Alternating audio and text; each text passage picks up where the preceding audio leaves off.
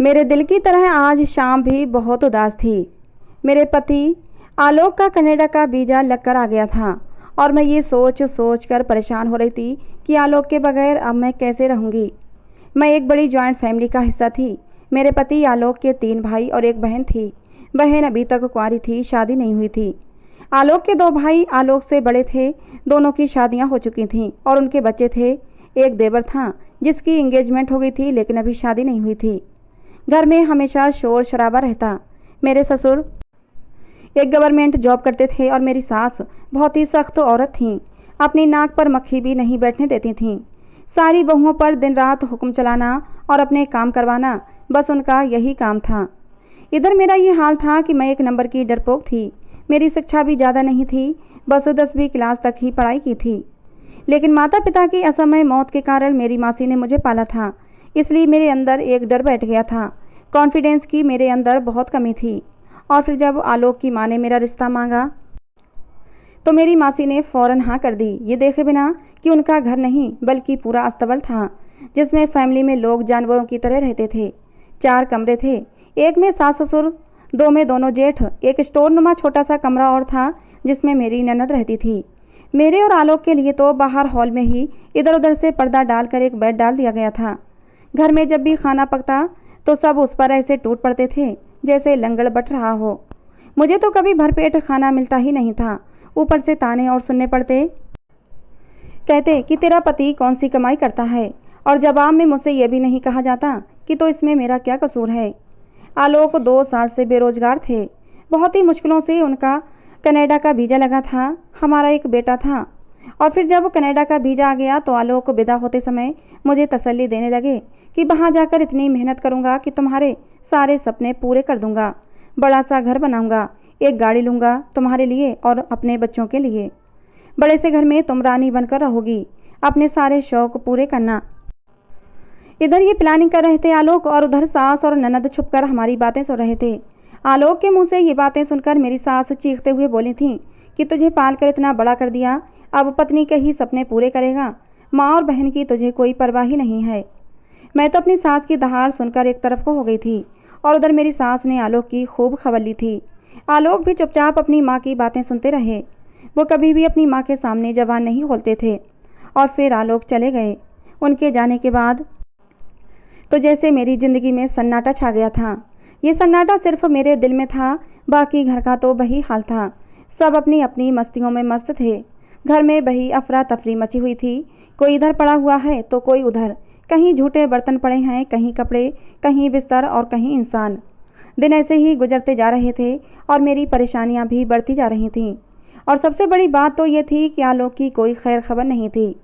इधर मेरे देवर और उसके ससुराल वालों ने शोर मचाना शुरू कर दिया था कि कब की मंगनी हो रखी है, जल्दी से जल्द शादी करो, नहीं तो हम अपनी लड़की की शादी किसी दूसरी जगह कर देंगे। मेरी सास ने मुझे जो पर्दे लगाकर कमरा दे रखा था उसे भी मुझे बाहर निकाल दिया। मैंने आंखों में आंसू भरकर अपनी सास से कहा कि माँ जी, अगर आप मुझे यहाँ से भी निकाल देंगे तो मैं कहाँ जाऊँगी और मेरा बच्चा कहाँ रहेगा। जिस पर मेरी सास ने कहा था कि बरामदा किस लिए है, सब यहाँ पड़े हैं, तू भी वहीं जाकर पड़ जा। सास ने बहुत ही बेपरवाही से जवाब दिया था।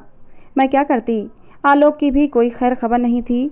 खामोशी से अपना बिस्तर बरामदे में लगा लिया। मुझे सिलाई करनी आती थी इसलिए अपना बोझ खुद उठा लेती थी, लेकिन इसके बावजूद भी सास के ताने सुनने पड़ते थे। मेरी वो मासी जिन्होंने मेरी शादी की थी और मुझे पाला पोसा था, उनकी भी मौत हो चुकी थी। मेरे पास और कोई दूसरा रास्ता भी नहीं था। घर में लगभग 20 से 22 लोग थे। सबका खाना मैं ही पकाती। सास, ननद, देवरानी, जेठानी आराम करती या इधर से उधर घूमने में निकाल देती थीं। एक दिन मेरे बेटे अंश को बुखार था, जिसकी वजह से मैं रोटी नहीं पका सकी। बस फिर क्या था, मेरे ऊपर कयामत आ गई। सास ने चीख चीख कर सारा आसमान सर पर उठा लिया था। मुफ्तखोर, हरामखोर, तुझे हम रोटी देते हैं और तू पकाकर भी नहीं खिला सकती। सास मुझे ताने दे रही थी। मैं सिलाई करके अपना ऊपर का खर्चा पूरा कर लेती थी। अंश के खर्चों के लिए परेशानी होती थी। जब मेरी सास ने इतना हंगामा खड़ा किया तो मुझसे भी बर्दाश्त ना हो सका। मैंने भी गुस्से में चीख कर कह दिया कि माँ जी, अंश को मैं अपने मायके से नहीं लाई थी। 22 आदमियों का खाना पकाती हूँ, सिलाई करती हूँ। आज अंश को बुखार था इसलिए रोटी नहीं पका सकी। लेकिन आपने तो मुझे ताने देना ही शुरू कर दिए। मेरा इतना बोलना ही गजब हो गया था। मेरी सास ने एक जोरदार जन्नाटेदार थप्पड़ मेरे मुंह पर मारा था। मुझसे जबान चलाती है। उस समय मेरे ससुर भी घर पर ही थे। उन्होंने भी मेरी बात सुन ली थी। मैं तो सभी की आंखों में वैसे ही खटकती थी और ये अच्छा मौका मिल गया था सबको मुझसे छुटकारा पाने का। और फिर सबने मिलकर मुझे घर से निकाल दिया। मेरी जेठानी को तो और भी मौका मिल गया था। उसने मेरा बिस्तर और सामान घर से बाहर फेंक दिया। अपने 3 साल के बच्चे को गोद में लिए मैं हैरान और परेशान सी खड़ी थी। ये लोग इतने जालिम कैसे हो सकते हैं? कम से कम मेरा नहीं तो अंश का ही ख्याल कर लेते। ये तो इनका ही खून है। मैंने कुछ ज़रूरी सामान उठाया, अंश को गोद में लिया और रिक्शे में बैठकर बस स्टॉप के लिए रवाना हो गई। दिल्ली में मेरे एक दूर पार के रिश्तेदार रहते थे। वहाँ पहुँची तो उन लोगों ने भी बहुत ही ठंडा स्वागत किया मेरा। रात हो चुकी थी और उन लोगों ने साफ शब्दों में कह दिया था कि मेरे पति को इस तरह किसी का घर में रहना पसंद नहीं। रात तो गुजार लो, लेकिन सुबह अपना इंतजाम कर लेना। यहाँ भी रात गुजारने के लिए मुझे बरामदा ही मिला था। उस रात बहुत ही तेज़ सर्दी थी और अपने छोटे से बच्चे को साथ में लेकर मैं पूरी रात ठिठुरती रही थी। खाने के लिए भी बस ऐसे ही नाम मात्र के लिए पूछा था। मैंने भी मना कर दिया। मुझे क्या पता था कि इन्हें मेरे बच्चे पर भी तरस नहीं आएगा और कुछ भी खाने के लिए नहीं देंगी। मैंने रास्ते में एक दुकान से बिस्किट का एक पैकेट और कुछ खाने की चीज़ें ले ली थीं, जिन्हें खाकर ही मैं अपने बच्चे को लेकर बिस्तर में दुबक गई थी। वो तो अच्छा हुआ था कि चलते समय एक कंबल बैग में डाल लिया था। उसी कंबल से पूरी रात गुजार दी। नींद नहीं आ रही थी। सुबह के बारे में सोचती रही कि अब सुबह कहाँ जाऊंगी। हर अपने के बारे में सोच डाला, लेकिन कहीं भी सरल मिलती नज़र नहीं आती थी। मैं सोचती रही और रोती रही। इसी तरह रोते रोते आँख लग गई। सुबह जब आँख खुली तो पहला ख्याल हंसिका दीदी का आया था। उनसे मेरी अच्छी जान पहचान थी और वो यहीं दिल्ली में ही रहती थीं। दूर पार की रिश्तेदारी थी, करीब का रिश्ता नहीं था, लेकिन फिर भी जब भी वो मुझसे मिलती थीं तो बहुत ही अच्छे से पेश आती थीं। सुबह नहा धोकर मैंने अपना बिस्तर लपेटा। मेरे मेजबान के बच्चे उठ गए थे, लेकिन किसी ने भी हमारी तरफ ध्यान नहीं दिया था। मैं चुपचाप अपना सामान लेकर हंसिका दीदी के घर आ गई। वो मुझसे बहुत ही अच्छी तरह मिली। मैंने अपने हालात उनको बताए तो उनकी आंखों में भी आंसू आ गए। कहने लगी, परेशान ना हो, यहाँ एक मकान खाली है, उसे किराए पर ले लेते हैं। कुछ पैसे तो हैं ना तुम्हारे पास? मैंने कहा, हाँ कुछ पैसे तो हैं, जो मैंने अपने कपड़ों की सिलाई से बचा कर रखे थे। इस तरह मेरी एक मुश्किल तो हल हो गई। दूसरी अच्छी बात यह थी कि मोहल्ले में ही गारमेंट का कारखाना था। हंसिका दीदी कहने लगी कि मैं कोशिश करती हूँ कि तुम्हें वहाँ पर कोई काम मिल जाए। खाना खाने के बाद हंसिका दीदी मुझे मकान दिखाने ले गई, लेकिन वो तो पहले ही किराए पर उठ गया था। लेकिन एक और मकान खाली था जिसके मालिक कुछ सख्त मिजाज के थे। एक छोटा सा कमरा, किचन और वॉशरूम था, गुजारे लायक ही था। लेकिन इस समय मुझे ये छोटा सा मकान किसी महल से कम नहीं लग रहा था। इस मकान के आंगन में एक बेरी का पेड़ था। उस पेड़ ने पूरे आंगन को ढक रखा था, जिससे कि ये मकान और भी छोटा लगने लगा था। लेकिन फिर भी ये मकान मुझे पसंद आ गया। मैंने 1 महीने का किराया एडवांस में दे दिया और घर की चाबी ले ली। फिर हंसिका दीदी ने कारखाने में बात कर ली। वहाँ मुझे सिलाई का काम मिल गया। मेरे रहने और खाने पीने की बहुत बड़ी मुश्किल हल हो गई थी। मैंने हंसिका दीदी को धन्यवाद किया। मैंने अपना बोरिया बिस्तर समेटा और उस घर में शिफ्ट हो गई। मेरा 3 साल का छोटा सा अंश मेरे सीने से दुबका जा रहा था। जो कुछ भी हो रहा था शायद उसे कुछ समझ नहीं आ रहा था। मैंने कमरे के एक कोने में बिस्तर बिछा दिया, ज़रूरी सामान की एक लिस्ट बनाई। सुबह से उसने मेरे बेटे ने कुछ नहीं खाया था। भूख के मारे उसका बुरा हाल था। उसका चेहरा उतर गया था। मैंने कहा, अंशु बेटा, बस मैं अभी खाना बनाती हूँ। अंशु को मैंने गोद में लिया और कुछ ज़रूरी राशन वगैरह दुकान से ख़रीद लाई। अंश के लिए दूध भी लिया। घर आकर खाना बनाया। अंश को पहले थोड़ा सा खाना खिलाया और फिर उसको थोड़ा सा दूध दिया। जब सोने के लिए लेटे तो अंश ने अपनी तोतली ज़बान में कहा, मम्मी, क्या हम यहीं रहेंगे? अब दादी के घर नहीं जाएंगे? तो मेरा दिल कट कर रह गया था। दिन धीरे धीरे गुजरने लगे। कोयले और लकड़ी से खाना बनाना पड़ता था, क्योंकि गैस सिलेंडर के पैसे भी मैं पूरे नहीं कर पाती थी। लेकिन धीरे धीरे मेरे काम से खुश होकर कंपनी के मालिक ने अब मेरे पैसे कुछ बढ़ा दिए थे। लेकिन कपड़े सी कर मेरा थकान से बुरा हाल हो जाता था। लेकिन जब पैसे मिलते तो सारी थकान दूर हो जाती। जब कोई शरीफ औरत अकेली होती है तो उसे बहुत सावधान रहना पड़ता है। मैं भी बहुत सावधान रहती थी। अक्सर मोहल्ले की औरतें आपस में बातें करती रहती। मेरा भी दिल चाहता था कि मैं उनके साथ बातें करूं, हंसूं, बोलूं। लेकिन मेरा दिमाग मुझे ऐसा करने से मना कर देता कि उनके घरों में मर्द हैं, जबकि मेरे घर में कोई मर्द नहीं था। इसलिए मुझे सावधान रहना ही चाहिए। खाने पीने की और रहने की अब मुझे कोई टेंशन नहीं थी। दिन भर मेहनत करती थी तो शाम को पैसे भी हाथ आ जाते थे, जिससे कि खाने पीने का अच्छा इंतजाम था। अंश को अच्छी खुराक मिल रही थी। ससुराल के जुल्मों से मुझे छुट्टी मिल गई थी। लेकिन रात को जब सोने के लिए लेटती थी तो तन्हाई मुझे काट खाने को दौड़ती थी। आलोक की बहुत याद आती थी। अंश भी बार बार पूछता कि मम्मी पापा कब आएंगे।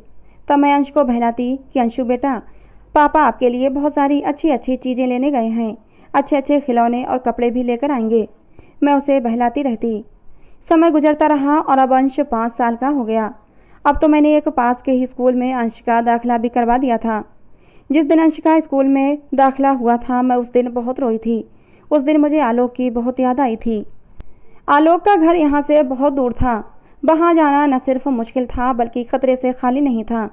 जिन लोगों ने मुझे धक्के देकर घर से निकाल दिया था तो उनसे तो मुझे कोई उम्मीद ही नहीं थी। शुरू में 1-2 बार फ़ोन करके मैंने आलोक की खैर खबर लेनी चाहिए, लेकिन उन लोगों ने मेरी आवाज़ सुनते ही फ़ोन काट दिया था। ऐसा लगता था जैसे वो मुझसे जान छुड़ाकर बहुत खुश हैं। उनके ठंडे रवैये से मैं समझ गई थी कि आलोक की उन्हें भी कोई खैर खबर नहीं है। मेरे घर के बराबर में एक औरत रहती थी।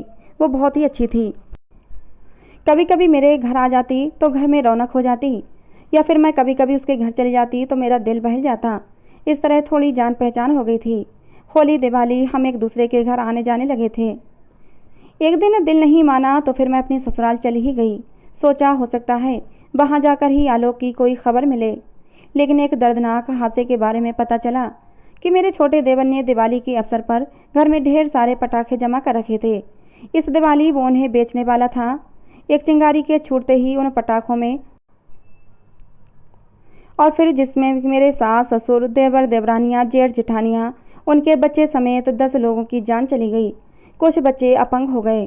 घर छोटा था, लोग ज़्यादा थे जब तो बहुत बड़ा नुकसान हुआ था। ये सब खबर मुझे मोहल्ले में पहुंचते ही मिल गई थी। मैंने जल्दी जल्दी भागते हुए अपने घर का गेट खटखटाया था।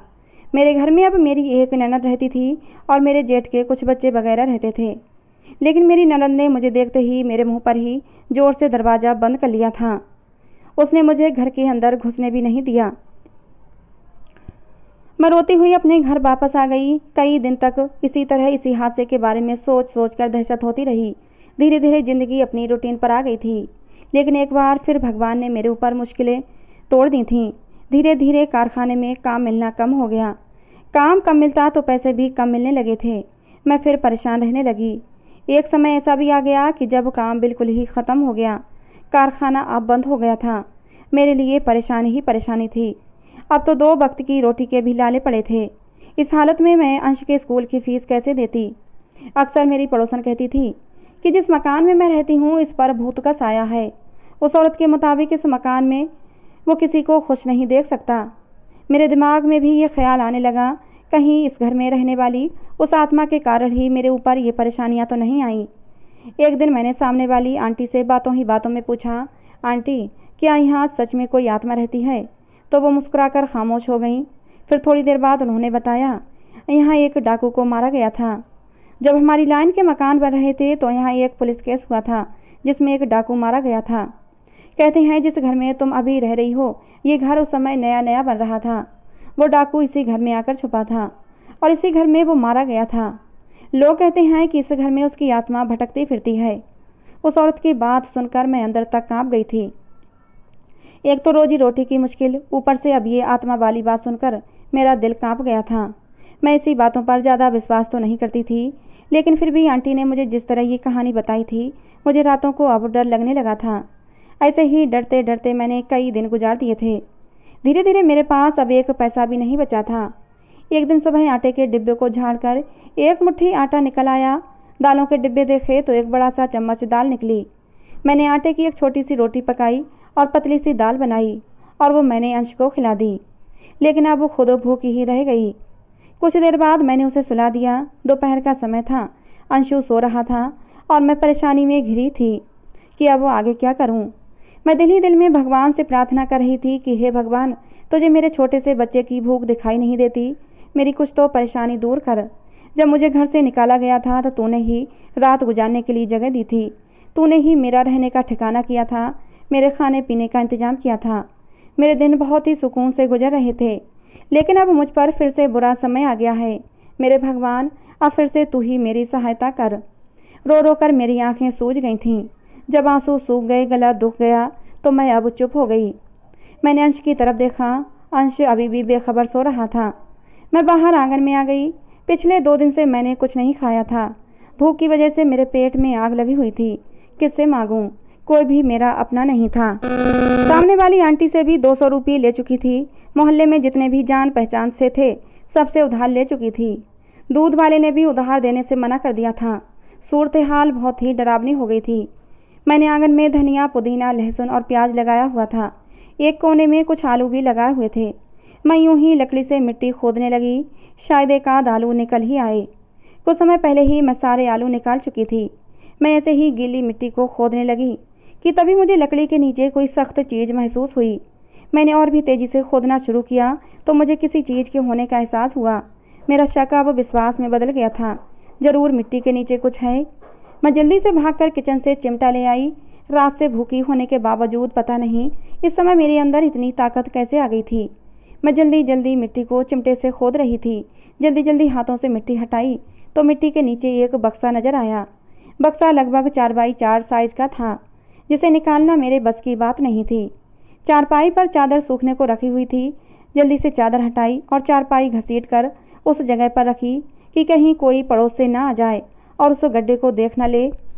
चारपाई के नीचे से होती हुई मैं गड्ढे में उतर गई। मैंने बॉक्स खोल कर देखा तो मेरे होश उड़ गए। उसमें तो ढेर सारे पैसों के गड्डियाँ, जेवरात वगैरह थे।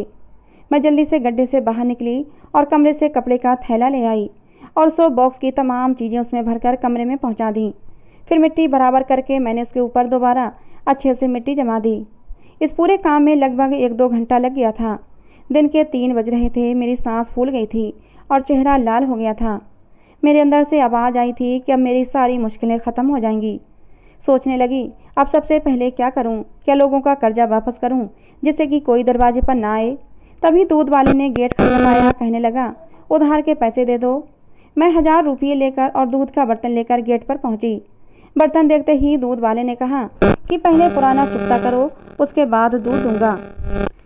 अगले ही पल मैंने 1000 रुपये उसकी तरफ बढ़ा दिए। पैसों ने जादू का काम किया। दूध वाले की आवाज़ में नरमी उतर आई। कहने लगा, कितना दूध चाहिए?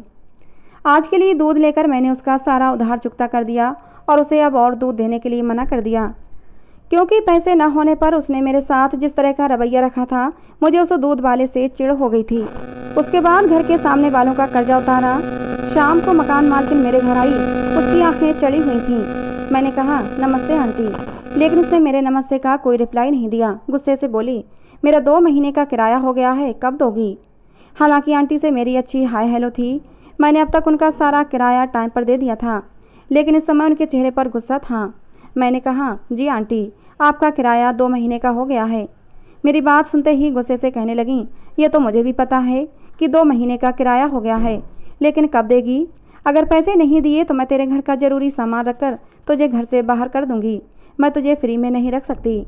मैंने कहा, नहीं आंटी, इसकी ज़रूरत नहीं पड़ेगी। आप बैठें, मैं आपके पैसे अभी लाती हूँ। मैंने उनके 2 महीने के किराए के पैसे लाकर आंटी के हाथ पर रख दिए। आंटी जिस तरह मुझसे बातें कर रही थीं, अंश ये देखकर डर गया था और रोने लगा था। उनके जाने के बाद मैंने जैसे तैसे अंश को चुप करवाया। अंश कहने लगा, मम्मी, हमारे घर में अब खाना ख़त्म हो गया है, हमारे पास पैसे भी नहीं हैं, इसलिए सब लोग हमसे लड़ाई करते हैं। मैंने अंश के आंसू साफ किए और कहा, नहीं बच्चे, ऐसा नहीं है। मैं उसे लेकर किचन में आ गई। मैंने उसे दूध और ब्रेड दी, खुद भी थोड़ी सी खाई। सुबह से पेट में कुछ नहीं गया था। अब पेट में खाना गया तो मेरे होश कुछ ठिकाने आए थे। मैं सोचने लगी कि अब मैं क्या करूं। मैं एक अकेली बेबस मजबूर औरत थी। अगर किसी को जरा भी शक हो जाता कि मेरे पास इतने सारे पैसे हैं तो न जाने मेरे साथ क्या होता। मैंने सोचा कि मैं अपनी गरीबी का रोना ऐसे ही जारी रखूंगी। ऐसे लोग मुझसे दूर भागेंगे और मेरे घर ज़्यादा आना जाना नहीं करेंगे। अपना खर्चा उसी हिसाब से मैं कम कम करने लगी थी। बहुत ज़्यादा खर्चा नहीं करती थी, जिससे कि लोगों को शक न हो जाए। मैंने सारा खजाना खोल कर देखा। लाखों के रुपये थे, सोने चांदी के जेवर अलग। खजाने को देखकर लगता था ये उसी डाकू का माल है जो इस घर में पुलिस के मुकाबले में मारा गया था। दिन धीरे धीरे ऐसे ही गुजरने लगे थे।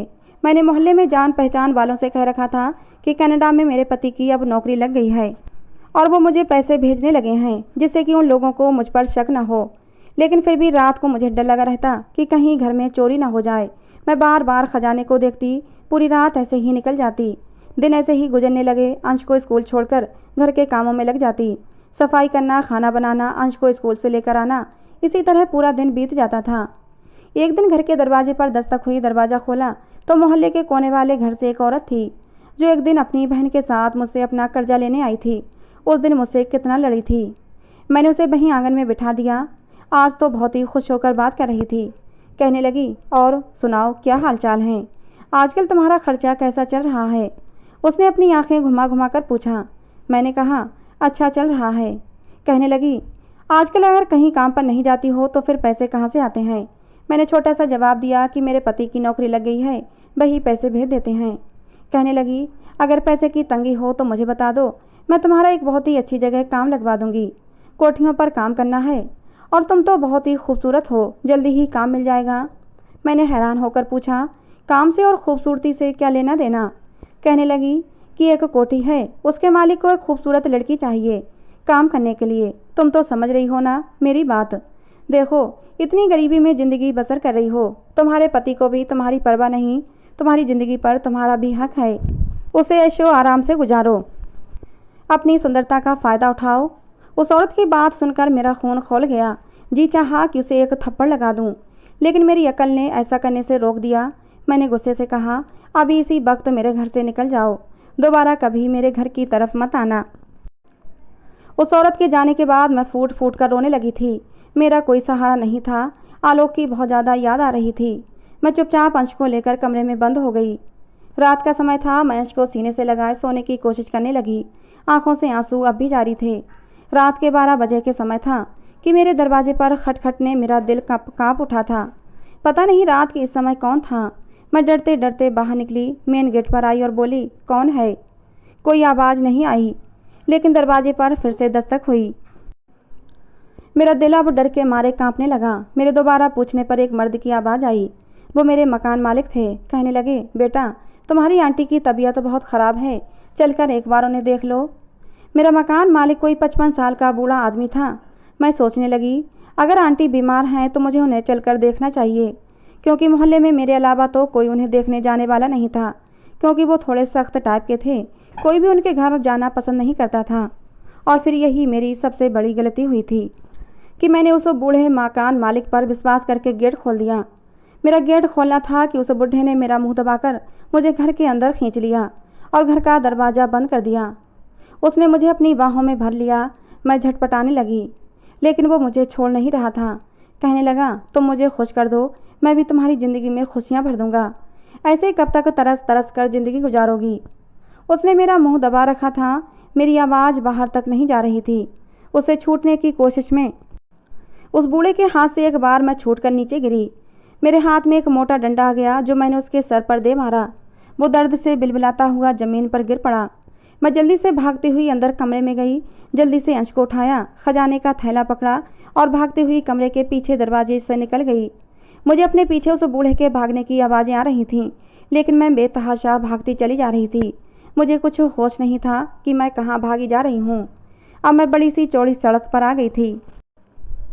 भागते भागते मेरा दम उखड़ने लगा था। अंश अब भी मेरे साथ था, लेकिन वो ज़्यादा भाग नहीं सकता था। अंश बहुत ज़्यादा डरा हुआ था। अब मैं एक तेज़ रोशनी वाली सड़क पर पहुंच गई थी। मैं एक तरफ को होकर बैठ गई। अब मुझे विश्वास हो गया था कि मेरे पास अब वो नहीं आ पाएगा। मैं अपनी सांसें बहाल करने लगी। डर लग रहा था कि पता नहीं अब आगे मेरे साथ क्या होगा। मुझे उस थैले की भी चिंता थी। मुझे नहीं लगता था कि अब वो मेरे पास ज़्यादा समय तक रह पाएगा, क्योंकि अब तो मुझे मेरी इज्जत बचानी ही मुश्किल थी।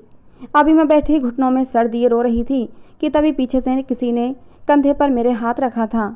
मैं डर के मारे एकदम मुड़ी। मेरी सांस जहाँ की तहाँ रुक गई थी। मेरे सामने तो आलोक खड़े थे। मुझे विश्वास नहीं हो रहा था। मैं आंखें फाड़ फाड़ कर आलोक को देख रही थी, और जब विश्वास हो गया कि आलोक ही हैं तो मैं चीख मार कर आलोक के सीने से लग गई थी। मैं ज़ोर ज़ोर से रो रही थी। आसपास कुछ लोग भी जमा हो गए थे। आलोक ने मुझे जैसे तैसे चुप करवाया था। अंश भी हैरान हुआ था। मेरे पास आया। उसको समझ आ गया कि ये मेरे पापा हैं। जिस समय आलोक हमें छोड़कर गए थे, अंश बहुत छोटा था, लेकिन उसको फिर भी अपने पापा का चेहरा याद था। जैसे ही उसने अपने पापा को पहचाना तो पापा की गोद में चढ़ गया। अंश भी रोने लगा था। हम दोनों को रोता देखकर आलोक भी रोने लगे थे। हम तीनों चुप हुए तो आलोक ने उसी समय कमरा किराए पर लिया और हम दोनों माँ बेटे को लेकर उस किराए के कमरे में आ गया। थोड़ी देर बाद में आलोक ने मुझे बताया कि उसके साथ बहुत बड़ा धोखा हुआ था। जो लोग मुझे लेकर गए थे वो गलत लोग निकले थे। उन्होंने मुझसे गलत काम करवाए, मेरे ऊपर बहुत जुल्म किए। जैसे तैसे करके मैं उनकी पकड़ से छूटा और भागते हुए यहाँ इंडिया आया। लेकिन घर गया तो पता चला कि वहाँ तो सब कुछ ख़त्म हो चुका है। मोहल्ले के लोगों ने बताया कि तुम्हारी माँ ने तुम्हारी पत्नी और बच्चे को घर से निकाल दिया था। मैं अंदर से बिल्कुल टूट चुका था। मैं हर जगह तुम्हें ढूंढता फिर रहा था, लेकिन तुम मुझे कहीं नहीं मिली। यहाँ दिल्ली में काम के सिलसिले में आया था, लेकिन आज देखो किस्मत ने मुझे तुमसे मिलवा ही दिया।